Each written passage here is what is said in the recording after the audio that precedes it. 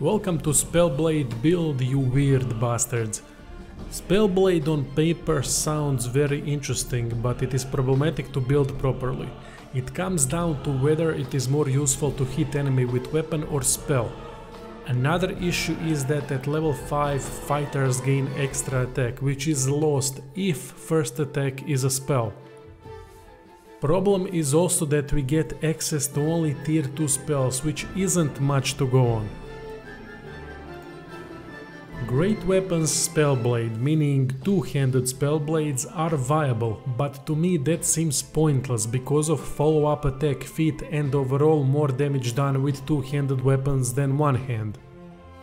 Only upside is that before level 7 two-handed Spellblade can cast spells without changing weapon slots.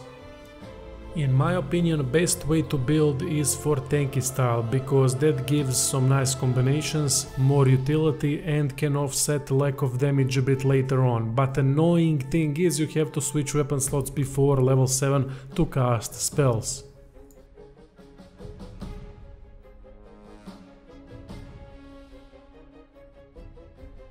Best race for this build, especially if going for 27 point allocation, is human. If going for dice rolls, choose high elf for bonus cantrip. Starting gear is fine. Background I would go for if wizard is not in the party is academic due to arcana and rosary proficiency. If party needs herbalist, then definitely acolyte due to intelligence skills and herbalist kit proficiencies. Spy is decent option if poisoner is needed. Attributes are Strength, Constitution and Intelligence. Get Strength and Constitution the highest for human and Intelligence to 15 if going for point buy system. Strength is for attack and damage rolls. Constitution for health and maintaining concentration.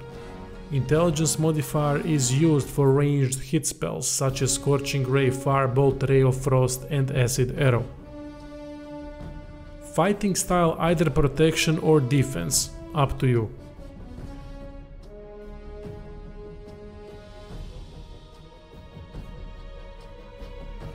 Skill, athletics and whatever. At level 3 Spellblade archetype is chosen. Magic weapon sounds great and it is early on, but problem is that every +1 or +2 weapon has same magical property, making this feat underwhelming. When it comes to spells, I tend to avoid DC spells as they seemed very ineffective with Spellblade. Take Light if no one else has it, Shocking Grasp, which is best starting cantrip for Spellblade, and third one can be ranged hit spell like Firebolt or Ray of Frost. Before level 7 ranged hit spells are gonna be rolled with disadvantage if enemy is close, so keep that in mind. Tier 1 spells I would go for are Magic Missile, Grease and Burning Hands. At level 4 choose Creed of Pakri feat that gives intelligence +1 and proficiency with intelligence saving throws. Spell whichever. At level 6 ability score pump, my preference is strength because of extra attack from level 5. At level 7 Into the Fray feat is unlocked, which means ranged spells won't be rolled with disadvantage anymore when someone is in your face, and we can cast spells with sword and shield without need to change slots. Choose Flaming Sphere spell here, it is mandatory.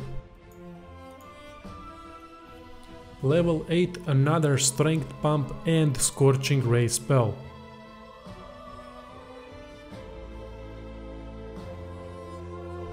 At level 10 another cantrip and whichever spell you want. This build plays completely different before and after level 7. Before levels 5 and 7 we mostly use shield only, cast Shocking Grasp, Burning Hands, Magic Missile and occasionally strike enemies with weapon.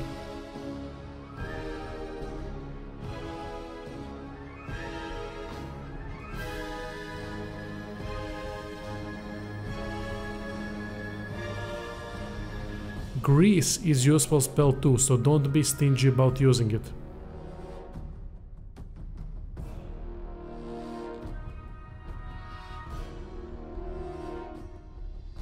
At level 5 extra attack is unlocked, which means attacking spells aren't as useful anymore because you can strike enemies twice with a weapon.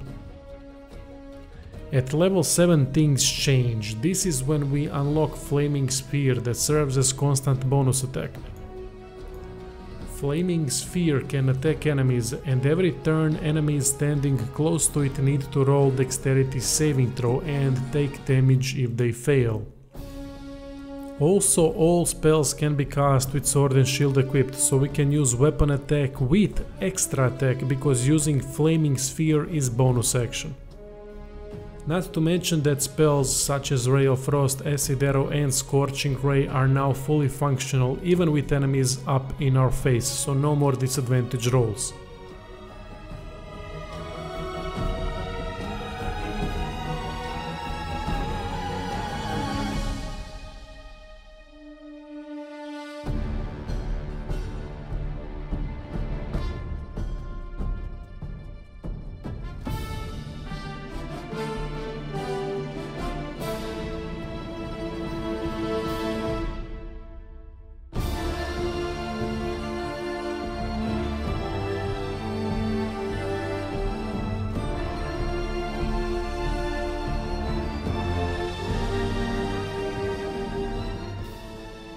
I would advise equipping at some point Ring of Fire Protection and Headband of Intellect.